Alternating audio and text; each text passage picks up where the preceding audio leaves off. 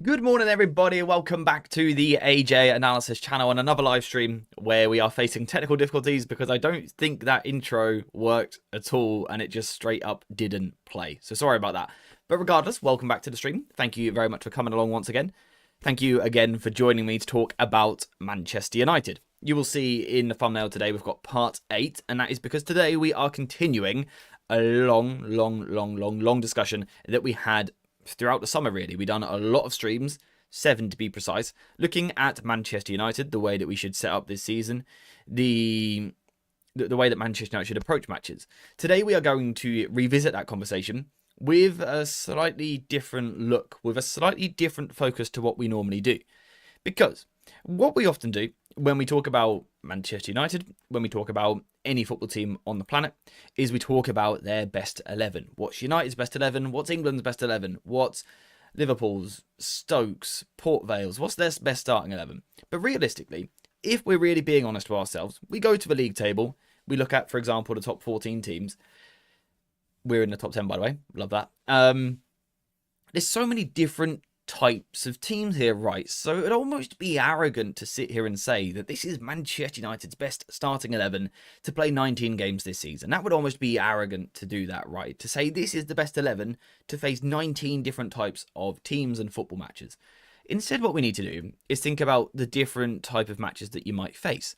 You know, there's going to be games in a season where you face aggressive, high-pressing teams, where you face low blocks that you've got to try and break down. Even games where you really are sort of toe-to-toe with the opposition. There's so many different game states that you can face in the Premier League. So what we're going to do today is go through a Manchester United starting 11, like what we would normally do just before a match. But what we're going to do is consider the different types of opponents that we can face. So for the first, I don't know, quarter of the stream, let's say, we're going to talk about when Manchester United are facing aggressive teams, the likes of Newcastle and Bournemouth, which are aggressive in the high press and put you under a lot of pressure. Then we're going to look at some teams that might be more passive, might play in a low block, and you've got to try and break them down. What's United's best way to try and approach that sort of match? How about the even games, where we feel like we are really evenly balanced with the opposition, and then those ones where it feels like the opposition might be a bit better than us, so we need to transition. Because realistically, we should be coming up with a different 11 for each type of opposition that we can face. But not only a different 11, perhaps a different style, a different approach, maybe even a different shape. So that is the conversation for today. Before we get into any of that though, my friends, I want to hear from you guys in the chat. And let me know how you're feeling about Manchester United and also just life in general. We haven't caught up since Tuesday, so I want to hear from you guys. And yeah, I want to hear what you're thinking, how are you feeling, about United, what do you think about Ruben Amorim, the fact that Ratcliffe has said that apparently he's got 3 years to prove himself as a good coach, which is a bit of an odd line of thinking in my opinion. I get the underlying message's support, the way that it was conveyed was a little bit odd if you ask me, but these things happen, so who knows. Who have we got in the chat? We got Alex, we got Steve, we got Jazz. Good morning to you all. Is my chat working properly? I don't think it is right now. Let me just double check this real quick. Seems to be another morning of technical difficulties here on the AJ Analysis channel, which we haven't had so much of recently. Recently, things have been working a lot better. Today, we do seem to be having some problems, which is never ideal, never ideal. Cool thing, good morning to you, my friend. I hope you're well. I'm feeling less delusional than before. In what sense? You've got more belief or less belief in the whole project? I'd love to hear what you think. Good morning, Mr. Archer. I hope you're well, my friend. What's your view on reports about Maguire possibly getting a new contract? Surely he should just be moved on. Bit disappointing that they're trying to keep him. Yeah, I don't know. It's one of those ones where I sort of get keeping him if you are really reducing his contract massively, and sort of telling him you're not going to play much. You're not going to play much. I feel like if you want to keep Maguire beyond this season, you almost want to put him into that like Johnny Evans role that he had last year, where it's like, we'll use you if we really need you, right? But outside of that, we're not going to. Realistically, is he going to accept that? I wouldn't if I was him. I think he's still of an age and a quality where he can play more regularly. And is he going to accept those wages as well? Probably not. Realistically, I would be looking to move him on next summer. You know, same as Casemiro. Those are Good servants, good leaders, sure, great. But there comes a time where you need to sort of evolve and move past them. And I feel that after this season, we will be at that point with Harry Maguire. But maybe the club views it differently. Maybe we're just giving him a contract so that we don't lose him for free, which might be sort of the approach that we're taking. We don't want to lose him as a free transfer. Give him a 2 or 3 year contract, then you can sell him, even if it's for 10 million. It's 10 million more than what we had. So maybe there's something going on there. The Evans role is just about okay, but I think he'll want more than 100k. Yeah, that's the problem. I think if you're really going to reduce him to that type of squad player, the wages have to come right down. So hopefully it's that idea of sort of giving him a contract so we don't lose him for nothing. But I don't really know. It's a bit of a weird one. I would be looking to sort of update our centre-backs next summer would be my plan. Steve, good morning to you, my friend. Greg, son, good morning. Hope you guys are all well. United right now are really inconsistent. Sometimes the football we play is really good, but games like Brentford really kill us. But we got to back the manager, in my opinion. Yeah, the manager situation is a weird one. I'm sitting here with a slight lack of faith in Ruben Amorim. I will be honest. I've sort of lost a lot of confidence in him over the past probably 6 months in particular. But even as early as like last November, we had problems and concerns, right? But if we're going to back him, if we're going to keep him, then do that. Back him, keep him, give him the sort of players that he wants. And yeah, get behind him. As fans, we don't achieve anything by sitting here being miserable about him and writing it all off. Yeah, if he's going to be here, we might as well get behind him and figure out ways that it can be successful. And like I said, that is the plan for today's stream. I have introed it already, but for those of you that weren't here because of the technical difficulties, something a little bit different. We always talk about the best 11 for football club, but realistically, in a Premier League, there is so much diversity. There's so many different types of teams, so many different game states you're going to face. So today, we are not just doing the best Manchester United 11, we're doing the best United 11 shape and approach dependent on the type of opposition that we're facing. So we're facing aggressive man-to-man presses like Newcastle or Bournemouth. What 11 do we need? I want to hear from you guys. And also, what approach do we need? Do we persist with playing through it, or do we go long? Let me know what you think. Against passive teams, teams that park the bus, we've got to break them down. Who do we get on the pitch? How do we approach it? Teams where we feel evenly matched, the same again. And then also against superior opposition. Those teams where we feel like they're better than us, so we want to be a bit more cautious, a bit more pragmatic. We want to transition. How should we set up in those games? That is the plan for today. I had to go deep to find him using a 3-man midfield. Only started 2 games for Sporting in a 3-5-2. Yeah. Look, you guys know my opinion by now on Amorim. I like him in the way he speaks in press conferences, a lot of that stuff. I think he's a good manager. I do. I think he'll do well in his career. I don't feel right now he's that well tied to Manchester United and sort of what we want at this moment in time. But if we got him, let's stick with him and run with it. And start off by figuring out how we can approach these different games. Steve, I thought this would be right up your street, mate. So, let's assume Manchester United were to play this weekend. Let's say United were playing this Saturday or Sunday. We're playing against a Newcastle or a Bournemouth. What I mean by that is a team that wants to press us man-to-man, wants to be aggressive. I want to hear from you guys how we should approach these matches. Because what I really want to do today is get in your guys' heads and know how you feel about United. Because that will help me understand what you want in terms of content, but also how we want to approach different streams, right? Perhaps we can make match day streams a little bit different if I already have an idea of what you guys are going to expect from the match, perhaps. So let's say Manchester United this weekend are pressing a team that press incredibly aggressively. They want to go man-to-man. So let's say we have the ball with the goalkeeper and the opposition don't want us to play out from the back. So what they're going to do is squeeze up man-to-man. This is the sort of opposition that United have struggled with in recent seasons, particularly teams that are intense and physical, teams that really bring a combative approach to the game.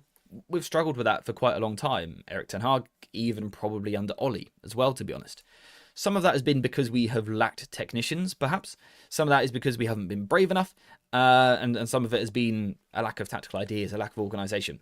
So what I want to hear from you guys is, how would you like United to play against this sort of team, firstly? Would you like to try and play through them? Would you like United to be a team that Newcastle come to town? Newcastle come to Old Trafford. They press us aggressively.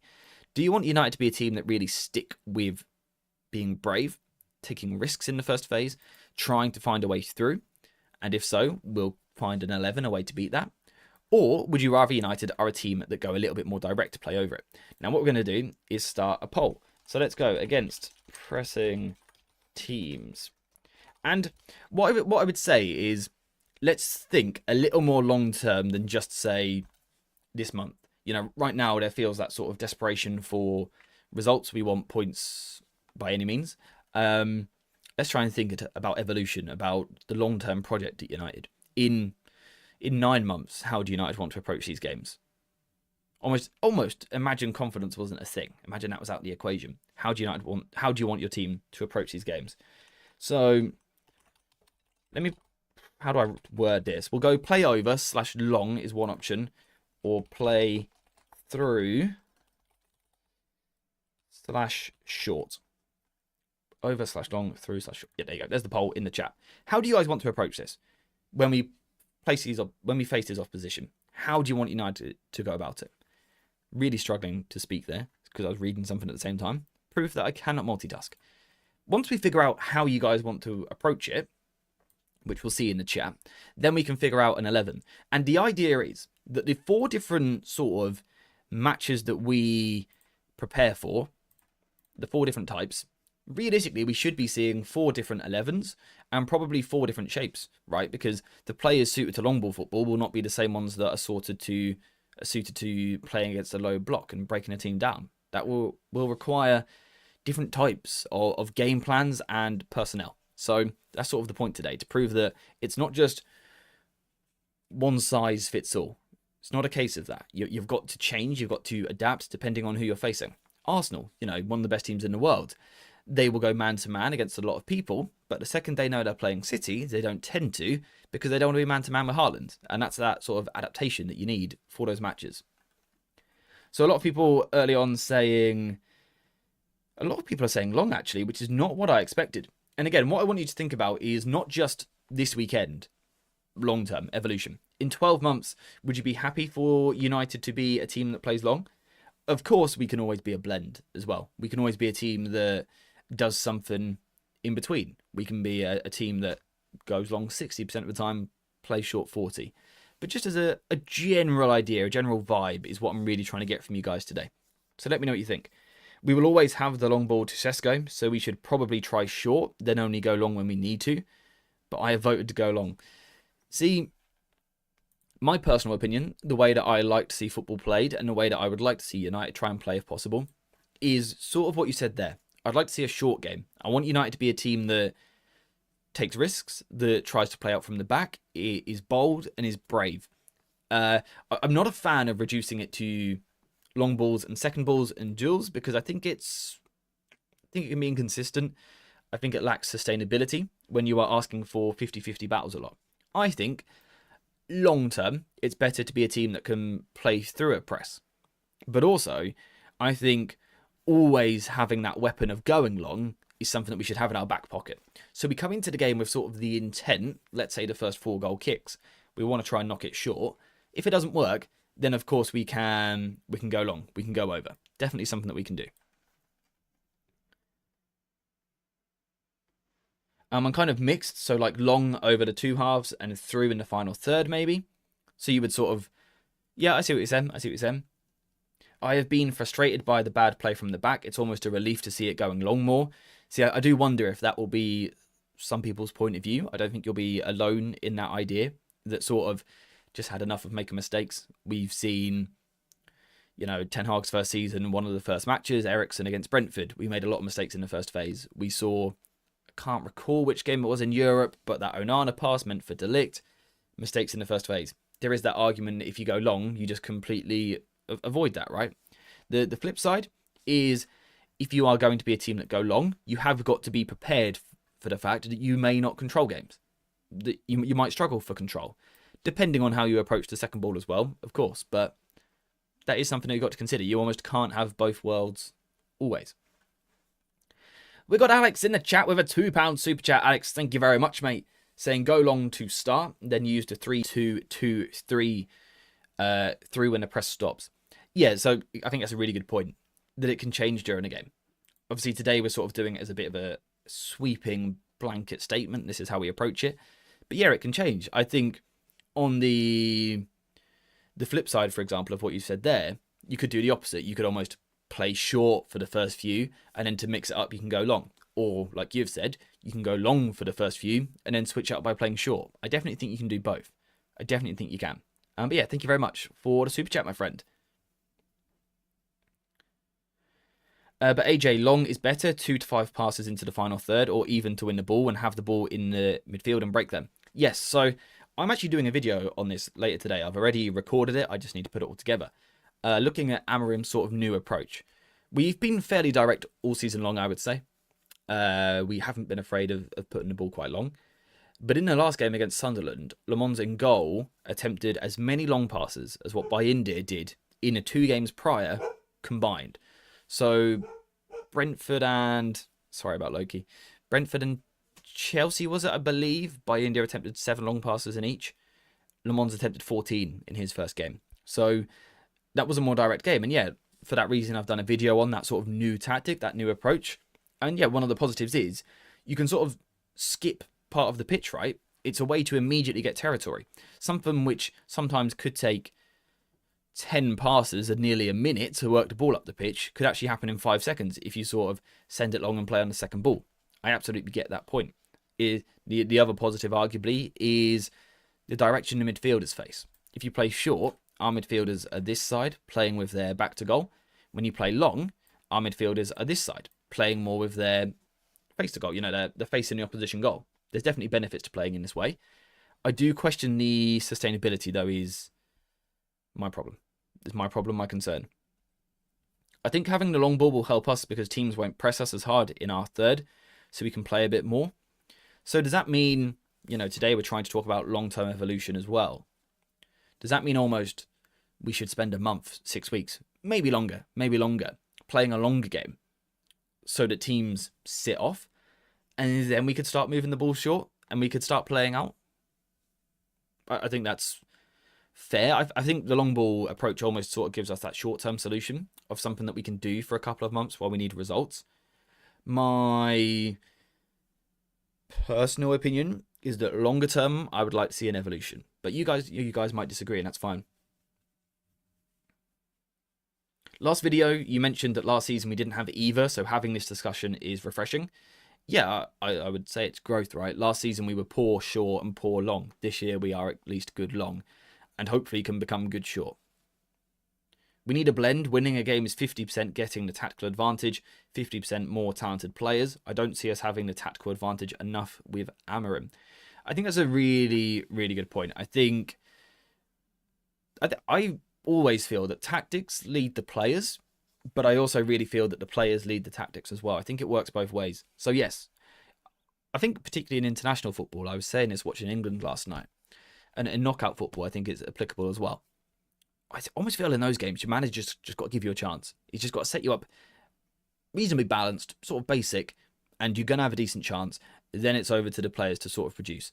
I feel that that's what sort of annoys me a little bit with United, is that we lack that initial first basic balance. I feel that if we just had a basic balance, we do actually have the squad and the players and the individuals to sort of propel us quite far just with their pure ability. We sort of lack that sort of foundation of balance at the moment, though, if you ask me. Yeah, Anderson, he's a seriously good footballer, isn't he? I mean, if you're England fans, I'm going to do a video on it if we play well again. Is it the weekend or early next week? I'm going to do a video on it because I think there's good stuff there. I think it's good stuff there. Hoofball will be tolerable if it brings results. Exactly my point, again, in terms of longevity, sustainability. I think going long to Šeško is a great weapon, and I think he'll be happy to do it when you're winning them, when you're winning the battles. There will come a time in a player's career where you go through a bad patch and you start losing those battles. Then do the players lose a little bit of faith because it doesn't feel that progressive style of football? Do the fans start to lose a little bit of faith? Someone made the point that Højlund, for example, was really good when he first came in at battling centre-backs. We remember that first game against Gabriel. He caused him all sorts of problems. But over time, it sort of wore him down. We don't want the same thing with Šeško. We don't want the same thing. So, yeah, I did do a video on Anderson. I done a players to watch at Euro Under 21, and Anderson was one of the players that I wanted. Him and Semenyo were two that I was big on last summer, but I don't think we'll be able to afford them anymore. Anyway, so it seems like the vibe I'm getting from you guys in the chat is almost, it's a short-term plan that we should play longer for long-term success. So it's almost a bit of short-term pain for long-term gain. For now, maybe stick to that more direct style with the hope of forcing opposition teams to go back. If they get scared of the CSGO long ball, they're going to drop an extra man. If they drop an extra man, in the long term, we can play a bit better over here. So is that sort of the plan for now? If we were to play Bournemouth this weekend, if we were to play Newcastle this weekend, those really aggressive pressers, you guys would be, most of you guys, not everyone, would be largely happy with seeing a direct style. But perhaps in 12 months' time, there needs to have been evolution. We need to start playing a little bit shorter. Is that sort of the vibe we're getting? Of course, as Steve said there as well, you always want a mix as well. You want to be able to do both. See you later, Greg, mate. Thank you for joining. Thank you for joining. But yeah, I think that's fair what we've sort of said there. Maybe in the short term, play that longer style, more direct, then we evolve. Okay. How about this weekend we're playing a team that parks the bus, a passive opposition. Now, I don't know, are West Ham, are Burnley that passive? I don't know, I couldn't actually tell you, I haven't watched loads of them this season. But just hypothetically speaking, let's say you're playing a newly promoted team, or maybe even in the FA Cup, you're playing sort of a championship team who might sit low, who might sit a lot of men behind the ball.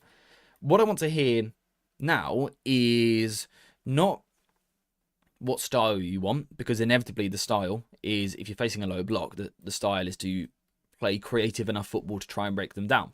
What I want to hear now is what you guys feel is the best 11 that United have available to play against this sort of team. These teams that have loads of men behind the ball. Who would you be getting on the pitch to try and beat them? And what I'm going to do is, to remove any sort of pre-bias, is take all the United players off the screen. I'm going to put them in areas where I won't forget where they are, unlike usual. And I want you to pick your 11 for breaking down a low block. We sort of did this in the summer, but it might have changed since then. So United have 65% of the ball in this game. The opposition are low in their block. The territory is all United's. So the jobs for the players are, in that back three, we probably want ball progression. We want players that can break lines. We maybe even want players that can sort of get involved over here and maybe even deliver into the final third. In midfield, we're going to want a combination of passing ability, I would say. Players that can find a way over a block, sort of with a clipped pass, or play that killer ball. But maybe you want a midfielder that can play in tight spaces as well. In here, out wide, in these sort of games, I like players who can cross the ball. I think they're very useful, but also someone who can go 1v1. I think when the opposition is so compact, you can't always go through them. So if you can go round them, that's definitely an option. And I think those sort of 1v1 dribbling specialists are often the solution. And then perhaps as your striker, you want, I don't know, you might want a false nine, depending on your preference. You might want someone who can drop in here and get on it. Or you might want that target man in the box.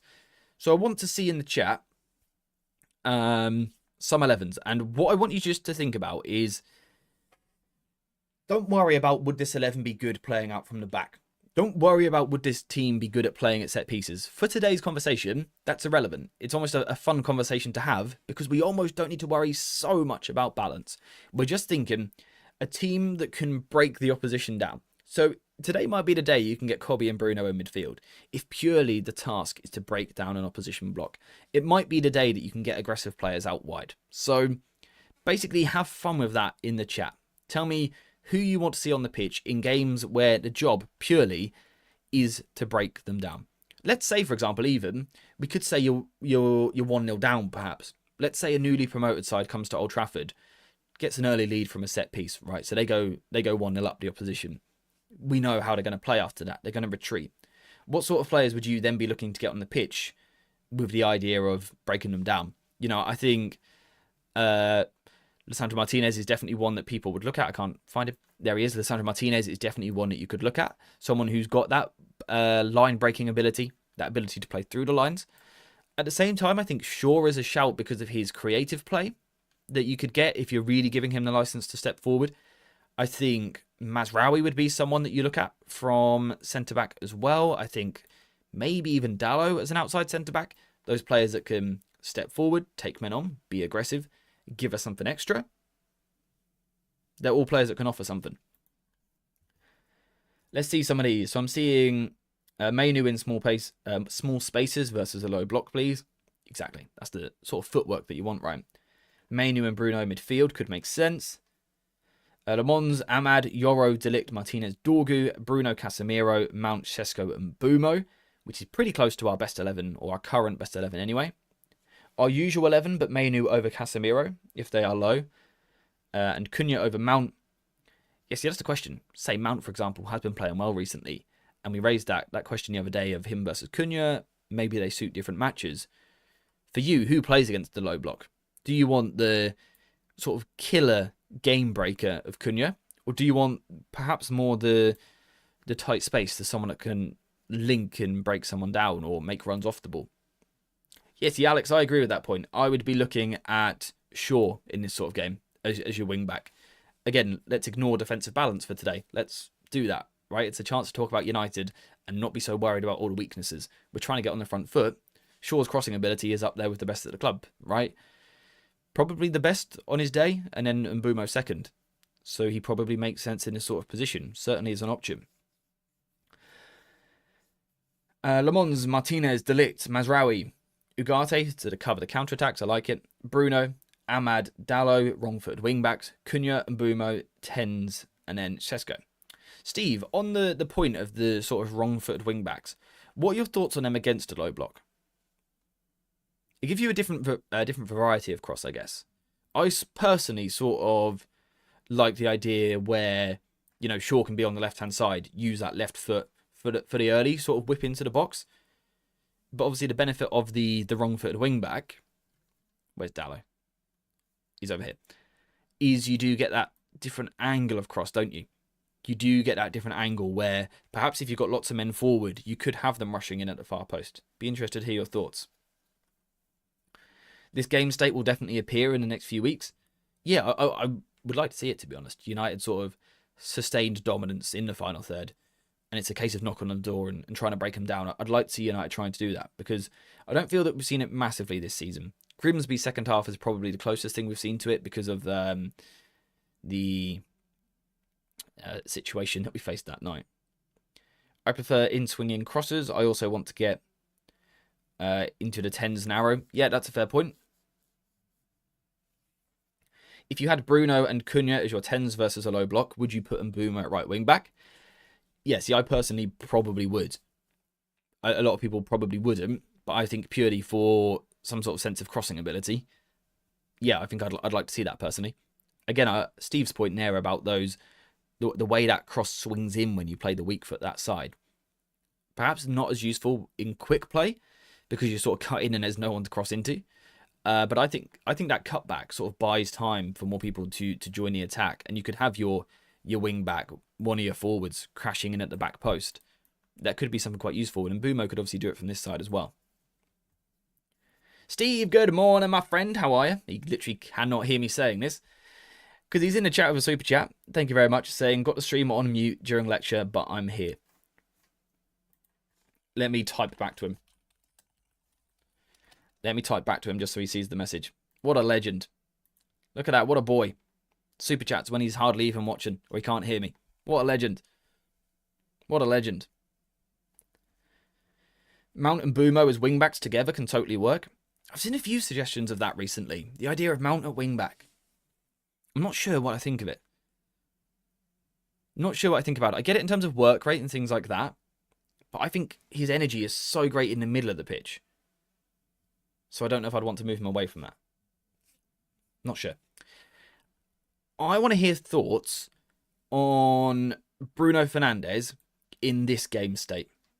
So for people just joining, we are talking about matches where, imagine we're 1-0 down to someone not very good.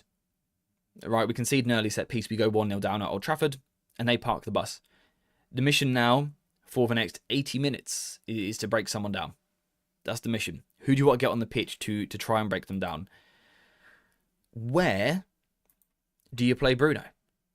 Do you play him high because he's got that sort of killer pass here, that ability sort of out of nothing to break a match with, it might be a flick around the corner, it might be, sort of a lofted ball into the box, something like that, it might be a great cross, whatever. Or do you suddenly drop him a little bit deeper and in sort of this match have him just sitting there pinging the ball like just side to side? So he pings it left, he pings it right, he pings it left, he pings it right. When we're trying to break a block down, I think we often talk about width and stretching the pitch. That's only useful if you can find those wide areas. Do you now drop Bruno into here to find them? What do you think? What do you think? Kevin, good morning. We are talking about an imaginary world where United are 1-0 down versus someone like this who has now parked a bus and we've got to break them down. How would you do it? Who would you get on the pitch? After that, we will talk about a match where it's more even. How do you approach it? Who do you get on the pitch? And then we'll talk about a game where we're the weaker team, and we've got to transition more. Again, who do you get on? Who do you get on? In this game state, Bruno is one of the pivots for me, but free to go and find and use the ball. You see, I get really torn because I do think he's one of the best creators in the world, so it makes sense to sort of get him here. Steve, do you think the reason you want Bruno as a pivot in this game state, and I always consider the same as well, I always think about weaker opposition, we could drop Bruno deeper to use his passing game. Is that only because we don't have other players that we feel can do the passing game? Like, imagine we had Wharton, for example. I think you'd say Bruno can now go higher. So it's almost like, for United, it's better to play Bruno deeper in this sort of game, but for Bruno, it's better to play him higher. Does that make sense? I don't know if it does. I like this as a different shout. I like this. Bruno at the 10, Kobbie Mainoo behind him, Casemiro plays in the back 3. If you're trying to break down a team, getting an extra midfielder on the pitch who does have that passing range from deep, sure. I like that as a rogue solution. And what you're really doing there is focusing on the game state of what we're trying to do. We may not see these situations too often, but late on you're chasing a game. I like it. If Mainoo was in the pivot, I'd let Bruno go, but does that lose us a final third attacker? Yeah, I get your point. Son, good morning to you. I'd prefer Bruno deeper for those nice passes into the final third, or even in the final third maybe, a scenario where Licha makes the long pass and Bruno scored last season, but only when Licha is fit. So that is the other interesting point. We often talk about needing that sort of orchestrator at the back, someone switching it but also punching it through the lines. When you've got Sandro Martinez, do you need it so much? Do you need it so much? Can he sort of provide it? Possibly. Bruno in the pivot is not the issue, as much of an issue as the fact that we have 3 centre-backs when we can push one up to take Bruno's spot. So Bruno can push forward up the pitch. Yeah, and that's an argument against the back 3, which is why I will always make the case for trying to get a fullback in the back 3 rather than a centre-back. I think it gives you a bit more flexibility, a bit more ability to sort of rotate and move into different positions. But yeah, I think it's a fair point. I like this from Alex as well. Or play 3 centre-backs with the recovery pace and distribution. So do you go Licha and Mazraoui with sort of Yoro in the middle? Sam says the same. Mazraoui and Licha can really help with passing distribution if we play Bruno higher up. Yeah, I like that as an idea. Recovery pace, I also think Yoro's really got a future here. I think Yoro can play any of these positions in the back 3, but I seriously think he could be something good here. He could be something good here. Jason, Maguire up front, as rogue as it sounds, game state applies. Yeah, I think it's a fair thing to talk about. You'd probably only do it last 10 minutes when you're chasing a goal, rather than from the start when you expect to be dominant. But it's actually not as almost daft as it sounds on face value, I think. I'm trying to think for me what I would be saying. See, I personally would go for a Sesko type up top rather than a Xerxes. It's going to be difficult to break down a block. You don't get too many chances, so I want it that when we do get the chance, we've got the finisher, the fox in the box sort of player up there. I like that. That's the sort of player I'd go for rather than Xerxes. I think I would play Mbeumo wider against the block, if the opposition are really low, I don't know that Mbeumo offers so much in here. Obviously, his finishing is good from this position. But in terms of starting there, I don't know that you want him sort of receiving there and tasked with the tight footwork. So I would almost go... Do you get Casemiro in for his passing range? Something like that? I really want Yoro as the middle centre-back long-term, two-footed, then find a right centre-back. That's why I like the idea of Mosquera, who went to Arsenal. He was another one. We did that video in the summer. Euro under 21, the players to watch. He was one of them. I didn't think he'd move last summer, to be honest. I thought he'd go next year. But he was one that I wanted to watch and keep an eye on for that idea of Euro middle, someone else to the right. I think I would have quite liked him for that job. Sesko is pretty good coming deep too, to be fair to him. Yeah, he's not exactly someone who is restricted purely to playing as a striker and playing in the box. Thoughts on this sort of as an idea of playing against those teams? Ahmad has to be on the pitch against a low block. That's a fair point. Tight footwork. That is a point. Sort of his ability to wiggle through. He's actually more suited to the central position than Mbeumo is in that sort of state, I think. The problem is, who are you moving? Are you doing that? Or are you doing that? Playing 5 defenders is stupid. How can you build up play with 5 defenders? You see, this is where the system gets confused a little bit as well, right? Because if you look at our team here, we don't have 5 defenders on the pitch. Like, there's not 5 defenders there. Or if Heaven can do it as an ex-midfielder, but we need to see him at the middle centre-back more. Yeah, I think he's one of those players who's really been harmed by, first of all, the Carabao Cup performance and the result. Result being we're not in it anymore and we can't play more matches. I think he's been harmed by that. Definitely. I'd like to see more Mbeumo at right wing back. I don't think it suits every game. I don't think you can... In those games where we do defend with a flat back 5, I don't want Mbeumo there. It's a waste of his talent. But in games where we are high aggressive pressing a lot, or games where we defend in a 4-4-2, yeah, I really think he can do a job there. I really do. I really do. Anyway, 11-wise, with regards to this, I feel like we're close to agreeing. It's almost Ahmad or Kobe or Casemiro is sort of the conversation going on, I think. That's sort of the conversation going on there.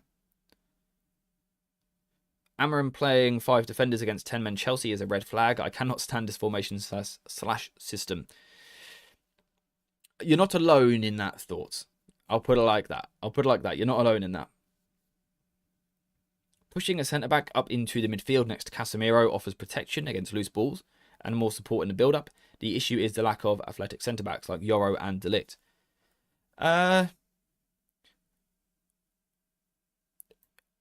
I don't know, is there a world where if you really are dominating possession, could you sort of move into these positions like this? Could you get one of them a little bit higher, sort of covering, playing that role? Possibly. I like this 11, but I also like the idea of being able to bring in Mainu or Mount. Yeah, the options aren't too bad. We're still sort of lacking that winger from the bench, but that's just a squad problem, right? We've got that problem. We can't really change it. I also feel like if you were to start Kobe or Mount, Ahmad in as a sub is also quite nice. I do think that as well. We got a question in the chat from Dodgy's mum. Not going to question that. What games should we defend in a flat back 5, if any, except Liverpool and Arsenal away? Well. That brings us on to this conversation. How do you play against superior opposition? How do you guys, how do you want United to play against superior opposition? The opposition are City, Liverpool, Arsenal. Imagine we're playing PSG this week. Imagine we're playing Barcelona this week. How do you want United to approach those games? And what players do you want to see? Who suits these games? Do you want us to be high pressing in these games? Because that affects who you want to play. Do you want us to be in the low block and transitioning in these games? Again, that affects the players that you want to use. Really interested to hear your thoughts on this, particularly with Liverpool, being our next opposition. That's a short-term game. Obviously, there's long-term matches as well. In 12 months, we'll have big teams to play. How do you want us to approach those games? We saw a lot last season that these were the games where we felt comfortable in our back five.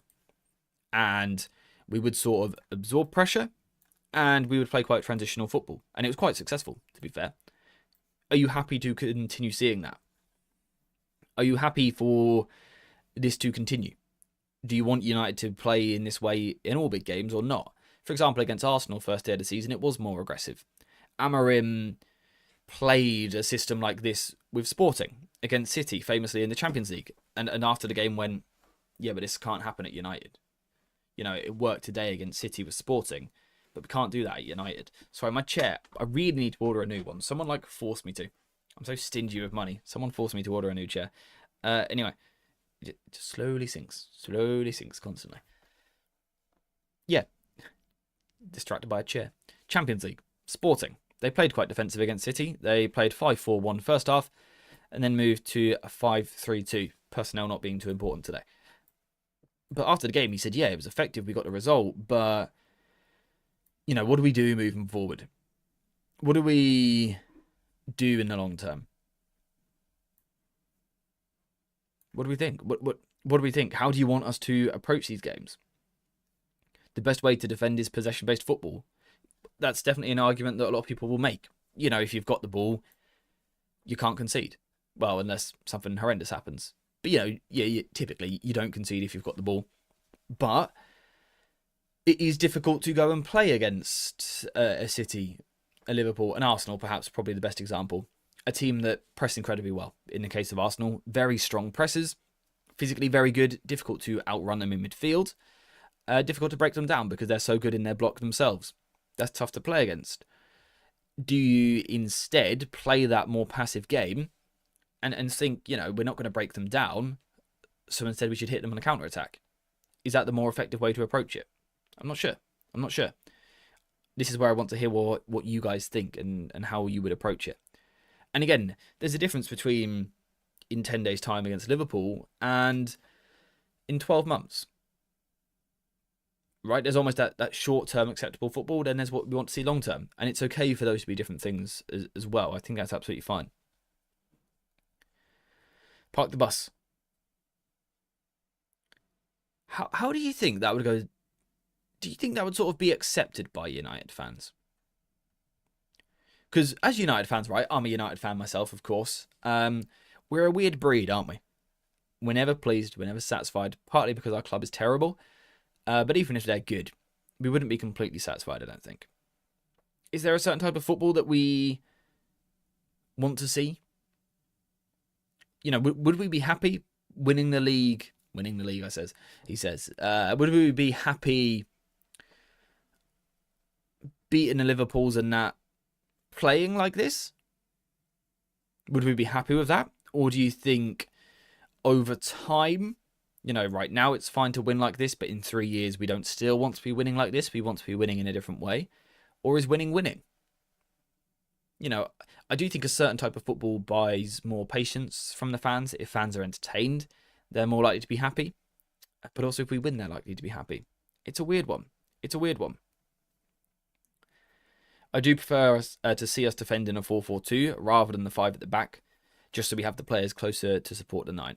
Yeah, I'm of the same opinion. There isn't a football match where I would play a back 5. I wouldn't. Even if I was a proper, League One side going to the Emirates in the FA Cup, I still wouldn't play a back 5. I'm strongly against it. I have been for a long time. People who have been in a Discord server for a while will know that. There were talks of managers 3 seasons ago and the benefits of a back 3, and I've always been a little bit hesitant. Personal preference. It's not that one's better than the other, it's just personal preference. I'm not a back 5 man. I think you can play solid defensive football if that's the approach you want in a 4-4-2. You perhaps change your personnel. Yeah, sure. You perhaps do things a little bit differently. But I think this can be compact. Like I said, you do switch players around at this point. Perhaps, even if your in possession shape was still a 3-4-3, you could do that. Perhaps now it is a little bit different what you go for. Is it these two? Is it these two? I'm not sure. My thought always, though, is we can achieve compactness without having to go to the 5. We don't have to go to the 5 every time we want to be compact. We can be compact in a back 4, which gives us that extra player higher. And as you mentioned, it gives you that ability to transition, Steve. Like you said, we're a little bit closer to the striker. We can do it in the 4. We can do it in the 4. Alex, have a good day, mate. Enjoy your weekend as well. Thank you very much for getting involved with the stream and having a good old chat. Thank you very much. Have a good one. I'm bored of possession-heavy football, enjoying PSG and Barcelona's approach lately. Yeah, I mean, of course, we're talking about 2 of the best teams in the world there. But yeah, their football's really entertaining. It's very possession-based, but much quicker, and it's got that speed to it, which I think a lot of us like. AJ, let me ask you, did Arsenal think they would turn into an athletic set-piece FC? Probably not at one point. I think Arteta's first good seasons, obviously he started slowly but sort of laid the blueprints. I think Arteta's first strong seasons were more exciting. Steve, no one else noticed, all right? Yeah, I think Arteta's early days at Arsenal, his early successful days, was more exciting football, more front-footed football. And if I was an Arsenal fan, I'd want to see that. If I was an Arsenal fan, if we're finishing second every year regardless, I'd rather we finish second playing exciting football, a certain brand of football, as opposed to a slower game. But maybe that's just me. Maybe I'm too much of an aesthetics merchant. Maybe I want to be entertained too much. It's a results business at the end of the day, right? I don't know. It's a weird one. I still remember some of our best football since Fergie has been Route 1 under Jose, Lukaku knockdowns for Rashford, and the Ollie ball in big away games. Yeah, like, you can do that. You can do that. I want to see... I'm always of the opinion, right, you should be as well-rounded as possible. I think you should play to your strengths where you can, but try and be well-rounded. So be able to play short, be able to play long, be able to play slow, be able to play fast, be able to play narrow, be able to play wide. It just makes you less predictable, right? Surely, I'm not an elite level manager. I'm not managing in the Premier League every week. But I can imagine for me personally, if I've got United next week, so I'm manager of Dagenham and Redbridge, right? And in the FA Cup, I got Man United. I'm scared for starters. Maybe not these days. But, I would be more worried as a manager. I would find it more difficult if I know they've got lots of different ways of playing. Surely teams must look at it like that, right? I think at the moment, United are quite predictable and have been for a little while now. That has to be easier to prepare for. If it's predictable, it's easier to prepare for. A team that is unpredictable, can attack you in different ways, can play in different styles, different approaches, surely is more difficult to play against and more difficult to prepare for. And if it's more difficult to prepare for, it's harder to play against on the pitch. It's sort of my thought process. Be as unpredictable as possible. Have as many different strings to your bow as you can. Different weapons, different ways of playing football. It's got to be tough to prepare for. I just hate the goal kick and long balls. We completely bypassed the midfield, which is crazy. Yeah, see, I personally... some of my favourite players, Paul Scholes and Michael Carrick. Tony Kroos is one of my best players, or my favourite players of all time, right? So then to see us become a team which doesn't use that part of the pitch is weird for me. But isn't that personal preference? Other people might be happy for the long ball. I don't know. I like midfielders. I like midfielders. I like your Frankie de Jongs. I like your Pedris. I like your Kobe Mainus. I also like your dribbly wingers, which is why you can probably imagine I don't like United's team that much right now in terms of balance. But that's how I want us to play. Not necessarily how every United fan wants us to play. That just gave me an idea for a video for you, AJ. What an elite manager actually is. So people appreciate its difficulty more with the wrong components even. Yes. I think that's a really good point. That could make a good video for the second channel, especially. AJ Talks Tactics, by the way, if you haven't checked it out. yeah, I guess the question is, how do you come to the conclusion of what an elite manager is? But yeah, there's got to be a way you can almost point out the difficulties of being a manager that we don't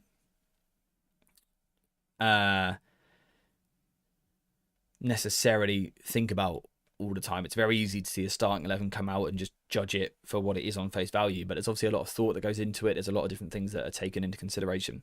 My sort of approach and like aim with the channel, this channel and the second channel, AJ Talks Tactics, if you want to check it out, is to sort of like collectively make us a community.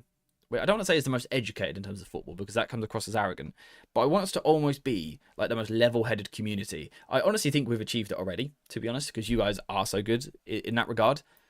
But I sort of want us to be the fan base which doesn't overreact to every crisis, that can sort of see why we're trying to do different things. Try and, rather than always going, we're doing that, you know, just look beyond the what. Try and figure out why we're doing it, how we're doing it. That's what I want us to try and achieve as a community, across the channels, across Discord, if we ever have a website, things like that. That's always the aim, to sort of build a community that isn't so reactionary, and hope that obviously the more we expand, sort of like the better that is for football. I almost think like the more people that just don't get hot-headed and shout at everything, the better, surely.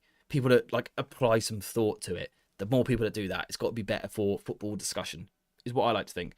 Because I like talking about football, and the more people that talk about football in a way that I enjoy, the better for me personally. Maybe that's selfish. I don't know. If you think it's selfish, leave a like on the stream. If you agree with me completely, leave a like on the stream. That'll let me know how you're feeling. Anyway, the whole approach to these games was really intriguing. What you guys are saying in chat is there's really a divide, and that explains so much when it comes to our match streams, right? Where we do our previews, we say we've got this team coming up and we want to know how to face them, we want to know how to play them. It makes sense why sometimes we end up with 11s that lack balance. Sometimes we'll have too many attackers or too many defenders, even with what we come up with. And it makes sense. If you guys are divided in opinion in how you want to play, some people are happy for a more combative style, a longer style. Some people want to see more the shorter style. That makes sense why we end up with these 11s sometimes which lack balance, or we want different types of content on the channel even. And again, I think it proves that there's not just one way of playing football that's going to please everyone. You know, I was saying that about United fans earlier. We are an odd bunch, right? We know we are. We are a unique fan base, I think, which will probably never be happy because, you know, we all want different things, which is absolutely fine. But again, I think it leads to good discussion, hopefully. It's all about what we're better at, transition or possession. I've got a question. Now, we might skip the even matchups conversation today because I got to edit today's video, and this conversation has gone a little bit longer than I anticipated, but I'm enjoying it. If you're a manager, literally you watching this, you're a manager, and you got your team, you got your formation, you've got your idea of how you want to play football, you've got your own philosophies, your own ideas, your image of what you want from your team. But you've got an imperfect squad. You know, perhaps you've got technical players, but that lack athleticism. Or you've got the opposite. You've got some really good defensive players, but lack that ball playing ability, whatever it might be. Are you of the opinion that you should be largely, right? It's going to change. Of course, it's going to change. You can't do the same thing every week. Are you of the opinion that you should play to your strengths, or that you should try and cover your weaknesses? And before you answer that, I really want you to think about it. Really think about it, because face value, it sounds obvious. Play to your strengths. Duh, play to your strengths. Why would you not? But really think about it, because covering your weaknesses is important as well. Because balance is important in football. The idea first came to me a few weeks ago. We were talking about Kobbie Mainoo. And when we talk about Kobbie, we always talk about his strengths are his tight footwork, his linking ability, his sort of combination play of his teammates. Yet to give him a partner, to give him a player to play alongside him, we always say we need physicality, we need ground coverage, we need height, we need tackling ability. Well, by saying that, we're saying that we should cover the weakness, right? Sort of two approaches. Next to a Cobby, not at United, all right? Sort of take that out of the equation. Do you play a player with Cobby which gets the best out of him, which is another passer, is another dribbler, another player that likes to combine? Or do you put the physical player, which maybe brings more balance, but doesn't get so much from Cobby, but brings a bit more to midfield? Does that make sense? I hope what I'm trying to explain, like, I know it in my head, I don't know if I'm getting it across well. If you got a Cobby type player, let's use Barcelona as an example, right? This was the example I was using the other week. If Frenkie de Jong played in the Premier League, particularly in a two-man midfield in a 4-2-3-1, you would say his partner needs to be combative. You'd say he needs to be physical. You need to say he needs to be able to win his battles. To hide Frenkie's weaknesses, right? His defensive weaknesses. You'd say he needs a defensive master next to him. Barcelona's approach is very different. Rather than hiding Frenkie's weaknesses with a ball winner, they heighten his strengths by putting a Pedri in alongside him and really enhance the technical ability. They get another one who can combine. What is your guys' opinion on that? On how you should play? Is balance as important as what we always make out? Or not? I want to hear what you guys think. I want to hear your guys' thoughts on this. Of course, it depends on, what league you're playing in, the type of opposition you face, the type of players you've got. But are you more of the opinion that you should play to your strengths or that you should mask your weaknesses? I want to know what you think.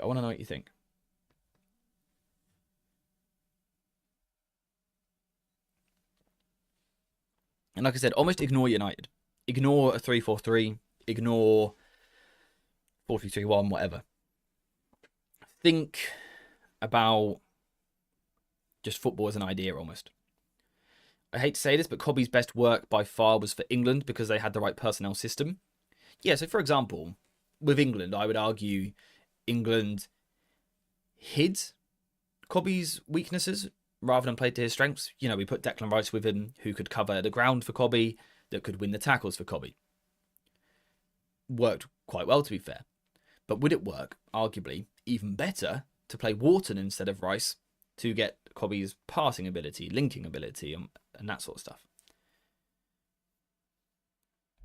Playing to your strengths will cover a certain amount of your weaknesses, particularly if your strengths are really strong, which in the case of United, we've obviously got some good players, right? If you get so good at a certain part of the game, it absolutely covers some of your weaknesses. I think you're spot on. Kappa, this is a great comment. Covering your weaknesses gives you a higher floor, but a lower ceiling. Playing to your strengths does the opposite. Lower floor, higher ceiling. So in a sense, your question is, do we want a high ceiling or a stable floor? That is a great old question. A great old point. Yeah, very well made. Love that. Maximize your strengths and minimize your weaknesses. Same for every walk of life. No. Yeah. So I agree. In an ideal world. Not always possible, though. Maximizing Cobby's strengths. Cobby is just an example here, right? Maximizing his strengths and minimizing his weaknesses is quite difficult. Because to maximize his strengths, you would get a dribbler, someone who plays well in tight spaces, someone who's quite rotational. But to minimize his weaknesses, you would play a ball winner, a ground cover. And it's hard to find a player that can do both. So I get what you're saying. And that is also sort of like how I would approach things, yeah. But it can be difficult to do. The contact at international level is physically inferior to Premier League football. Of course, and again, Cobby is just an example here. There's different ways that you can do it. Play to your strengths always. Barcelona is the perfect example. Liverpool under Klopp, also another case study. Yeah, I think that's a really good point. It would have been easy for Klopp to come into Liverpool and mask their weaknesses by playing a certain way, but he didn't. He knew that their strength was intensity, that yes, they might have flaws elsewhere in the team, but the strength was intensity, was speed of play. So he really sort of lent into that, and that's the way that they went forward, and obviously it was incredibly successful for them. They weren't tactically perfect, but yeah, I think that's a really good point. Steve saying, before we go, can we do an 11 that gets the best out of our menu? Any players, any formation, the only goal is to make Kobbie Mainoo play well. Steve, I am down to if the chat wants to. But also, I almost feel as though there is a whole Kobbie stream sitting there if we want to. Now, that's up to you guys. I don't know how much you want to talk about it. I'm quite passionate on the subject. You guys may not share that passion, which is fine. We could have that Kobbie conversation today if you want. Or we could literally put a stream aside and say, on this day, we're going to approach it. Pardon me, I do apologise. True, but is that not what we're all so disappointed with Amorim for? He seems to maximise our weaknesses and minimise our strengths. Yeah, that's definitely a fair point. Definitely a fair point. Kobbie stream Tuesday. Yeah, Steve, that's what I'm wondering, right? We could Kobbie stream Tuesday and then Friday, Liverpool preview. We could. We could. The manager is playing to our strengths by selecting Bruno plus Mount over Kobbie plus Bruno. Could you expand on that a little, please? I'd like to hear sort of like your reasoning behind it. I'm not saying I disagree. I'd just like to hear a little bit more behind what you're saying. United are shit. Raising the floor is the key. Straight to the point. Call a spade a spade. I like it. That's also a fair point, though, in terms of where you are in your project, right? Is it a case that early on you mask your weaknesses a bit more, you raise your floor, and then longer term you raise your ceiling? Yeah, that's a fair point. That is a fair point. And raising the floor right now maybe doesn't include Kobbie, but raising the ceiling long term does, which is where, again, management is tough. Very difficult. By the way, to give my take on it, I'm a play to your strengths kind of guy. Don't hide your weaknesses, because you're going to have them regardless, right? It's your weakness for a reason. You can only get so good at it. Focus on your strengths. Enhance your strengths. That's sort of my approach to things in general. I can't think what the quote is. There's something about, like, if you're a teacher, it's like to do with school students' grades or whatever they get. I can't think quite how it goes, but it's like an artist, his weakness is going to be, I don't know, geography, let's say. You don't focus on bringing his geography up to get good. You let him go be good at art, right? It's something along those lines. And that's sort of how I view things. Play to your strengths. You know, what you're good at, focus on that. The last tactical approach for the game had balance and realism to it. Yeah, it felt sort of back to basics is how I keep describing it. It was the right way to address a less mobile midfield. Amorim deserves credit for it. Did it Aston Villa game last season too. Yeah, that's why I sort of gave Amorim a bit of praise at the weekend. Even though it's not my type of performance that I necessarily like, I appreciate the way that he approached the game in the sense that he thought that was the best chance to win that football match, and I think I agree. Which, like I always say, I think that's the manager's job, to give your players the best chance to win them, the best chance to perform, and I think he did that. Does raising the floor mean a change in system, say the 4-2-3-1, or how else could we do it? I think it can involve changing the system. Again, this idea of back to basics. Yeah, system change could work. I also think in the current system, you can get players in more natural positions, which would help as well. You can only hide your weaknesses to a certain extent. They're weaknesses for a reason. Yeah, exactly, right? And you can only improve them so much as well, right?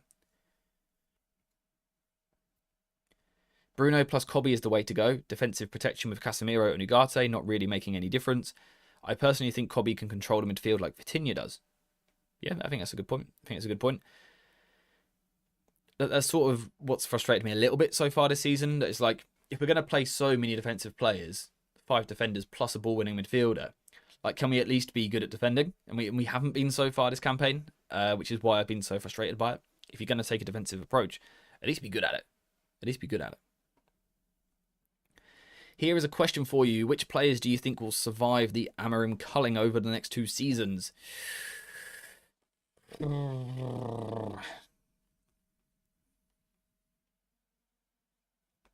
Tricky question to answer. I think a lot of them wouldn't. I think if Amorim is here in 2 years' time, a lot of these players won't be. Can you still hear me all right? I think you can. Yeah, I think if Amorim is still here in 2 years' time, a lot of these lot won't be. I don't... Need to be careful. Despite what Ratcliffe has said this week, I don't think Amorim will still be here in 2 seasons' time, personally. Again, you might disagree and you're more than welcome to do that. I don't think he'll still be here. But do we play 5 defenders or do we line up with 5 and play 2 wingers? I think it varies. I think it depends on who you play, right? I think we've seen weeks where it's... where's Dorgu? Where it's like this, for example, is the lineup. You know, whether they're high or low, they are defenders. You know, Dallow's a defender, Dorgu's a defender, these guys are defenders. Yeah, sure. When we play Ahmad, I would say we play 4 defenders. The system doesn't change, the shape doesn't change, it's the same, but now we only play 4 defenders because I wouldn't label Ahmad as a defender. So I think it depends on what personnel you go for, which is why I always say, you know, can we get a fullback in the back 3 to give us more? Can we get a winger at wing back to give us a little bit more? So that's why I do sort of you word that carefully every time. When I say we're playing 5 defenders, I mean we literally have 5 players who are defenders. You know, if you were to categorize them by position, defenders. That's what I would say. What, a billionaire not telling the truth? True, you're right. They would never do that. My bad. He's here for at least 100 years. Can confirm. I want him to be here more than 5 years. I want him to succeed. Yeah, I think, like I said, I've said this quite a lot. I have lost faith in Amorim a little bit. I don't know that I'd go as far as saying I'm Amorim out, but I'm not a big fan of what he's done so far. But the ideal world is that the manager we currently have is successful, because that's what we want for Manchester United, to be successful, to win football matches, to win trophies. So that's what I want. I want him to be here for 8 years because he's won everything, playing a brand of football which we all enjoy, encouraging the academy through to the first team, which I think this club is all about, and winning trophies. That's what this club's about. Entertainment, academy, trophies. I don't care who the manager is. If they give me those 3 things, I'll be happy. That's all I want. Not too much to ask, right? If Amorim does that for us, he can be here for 20 years if he wants. If he doesn't, if he can't, we'll find someone else who can. And if that guy can't, we'll find someone else who can. That's sort of where we're at the moment. Mainu's confidence has been shattered. Yeah, he's been given the opportunity to, I assume not this break, but the next one, play for the England under-21s, which is a kick in the teeth for Cobby. Less than 18 months ago, he started a Euros final. You know, the second biggest game in international football. At 19 years old, he started it. In the semi-final, he was the best player on the pitch. To now not even be in consideration for the squad, to have to be reduced to the under-21s, there's going to be a kick in the teeth. It's going to hurt the ego. It is a sign that he hasn't been coached properly. Hasn't been given the right opportunities by Amorim. We know that's going to continue to be the case because Amorim doesn't seem to want that sort of midfielder. I think if I was Cobby, I would play for the under-21s. I'd swallow my pride a little bit and go, okay, I don't want to do this because I'm better than this, which he is. He's better than under-21 football by a distance. He is. But I'd swallow my pride a little bit, take the ego hit, and sort of show and send that message to Tuchel, the England manager, to Amorim, that above everything, all he wants to do is play football.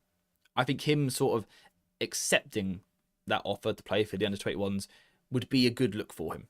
It would be that good sign of, at the end of the day, lads, I just want to play football. I just want to play football. I think that would be a good thing for him to go and do. So if I was him, I would say yes to playing for the under-21s. You know, he's not playing football right now. He's not going to prove himself to Tuchel, to Amorim, by getting 15 minutes off the bench every week, right? It's a chance to maybe play 90 minutes. Yeah, I'd take it. I'd take it. To be fair, so was Wharton. Yeah, I think the Wharton one's a bit more down to weird squad selection more than anything. Cobby didn't feel in contention because he's not been playing. Wharton has been playing and playing well. Although, yeah, I'm confused why he's not in the squad, but hey-ho, different conversation. I think they have their eye on Nagelsmann, and they see Amorim almost as an interim for a rebuild, unless he does excellent or otherwise. Maybe. Mainu made the situation worse by publicly asking for a loan, should have stayed in the lab quietly. Yeah, it's a weird one, anything like that. You know, I don't know how much that's Cobby. The same way with Garnacho, how much is it him? How much is it the media? How much is it agents and things like that? You know, I didn't see an interview where Mainu came out and said, I want to go out on loan. We've just been told he wants to go out on loan by someone. Where's that info coming from? So I think we've got to be careful with putting that on the player as such, although I do completely get the point. But yeah, I don't think that's always on the player. There's so many exterior motives in football these days because it's become a bit of a social media business battle over the past however long, which is, it's not all football. It's not all football. It probably never has been, but more than ever, it's not all football. It's not all football. Anyway, that's enough waffling for today. Well, for today's stream anyway. I will be back later on today with a video where there will be more waffle about this man, his recent tactics, and whether or not it's good. I'm going to look at why he's doing it, his recent football, whether it's good or not, and whether it's sustainable or not, and whether it needs to evolve. That is the plan for the video later on. Hopefully, we will have videos out over the weekend, although, to be honest, I don't know what the content is, because we don't have United right now, because it's an international break, so United aren't playing, so we're not getting new discussion points. It's not a transfer window, so we can't talk about that. What do we talk about? I don't really know. If you have any ideas, please do let me know. There is a link to our Discord server in the description of this stream. So if you open up the description, there's a Discord link. Click on it. It will take you to Discord. It's completely free. And there is a place there where you can tell me video ideas. And it's also just a lot of random United talk of transfers, players, the women's team, international football, all sorts. So, yeah, if you do have video ideas, get them in the Discord. I will read them all. I don't necessarily have the time to reply to every single one, but I read every single one of them. So if you have any ideas on content that you would like to see, questions about United that you have and want answered, let me know. Let me know and I will try and do that for you. But for today, we are going to stop there. So thank you guys very much for today's stream, for getting involved in the chat, for leaving a like on the stream. If you subscribed with notifications on, you are a legend. If you super chatted, if you gifted memberships or renewed your memberships, I can't quite remember today. Thank you very much. And also thank you to the people, as always, who sit there just lurking in the chat as well. Shout out you guys. Yes, I shall see you later on today for a video, probably around 6:30 p.m. UK time.